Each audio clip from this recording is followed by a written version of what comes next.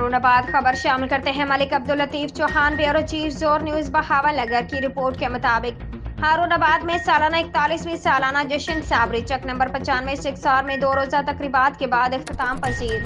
سالانہ جشن صابری کے موقع پر چک نمبر 95 سکسار میں پیر حکیم عطا محمد صابری کے فرزند ارجمند خواجہ غلام شبیر صابری مظہری کی زیر نگرانی عظیم شان نعت محفل اسماع کا انعقاد کیا گیا، جس کی صدارت پیر سید اختر مخدوم صابری نے کی۔ مہمان خصوصی پیر سید اختر فراز اکرم مٹھو شاہ، صاحبزادہ میاں ذوالفقار رامی، صاحبزادہ میاں خالد رامی، سید حسین حیدر شاہ اور سائیں محمد یعقوب تھی۔ پروگرام کا آغاز تلاوت قرآن پاک سے ہوا۔ نعت رسول مقبول محمد افضل بٹ، ندیم رسول حق نواز بٹ، سید رسول نے پیش کی۔